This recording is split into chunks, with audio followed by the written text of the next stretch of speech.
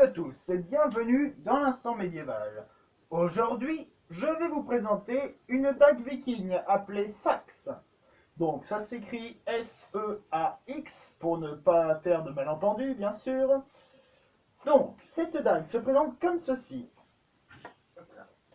Donc c'est bien sûr une dague que j'ai fabriquée moi-même. Donc le fourreau tout d'abord. Donc je l'ai fait en bois de latte de sommier. Donc c'est un bois qui me semblait assez souple, rigide, mais surtout solide en fait. C'est pour ça que je l'ai choisi. Donc c'est un fourreau tricouche, donc avec trois épaisseurs. Alors, il était assez compliqué à faire, c'était pour égaliser ces couches en fait, on voit sur le dessus. Donc ce fourreau, c'est un fourreau que j'ai gravé à l'aide de pyrogravure de runes viking, donc des deux côtés. Hein, voilà, c'est les mêmes runes. Ensuite, je l'ai entouré d'une lanière de cuir ici, parce que je trouvais que ça faisait sympa. La dague, quant à elle, c'est une dague dont le métal provient d'une charnière de volet, hein, les grandes charnières, donc peinte en chrome or. La poignée, donc c'est du bois de latte que j'ai collé à la poignée en métal, et ensuite enroulé de lanière de cuir.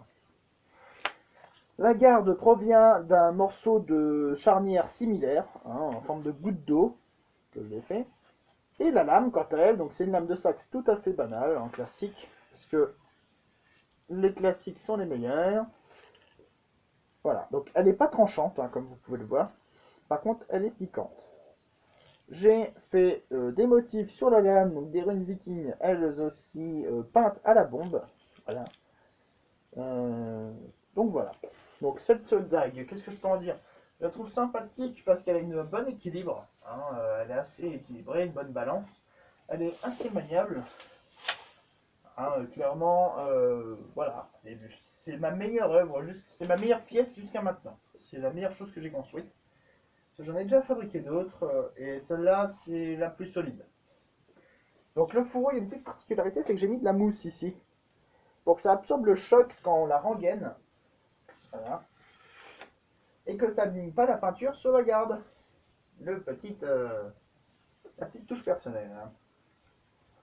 Donc, sinon, dites-moi ce que vous en pensez dans les commentaires. Si vous avez quelques questions sur le process de fabrication, sur les matériaux que vous utilisez, où les trouver, etc. etc. N'hésitez pas à me le mettre dans les commentaires, je répondrai de toute façon. Voilà. Si c'est un commentaire positif ou constructif, j'y répondrai aussi.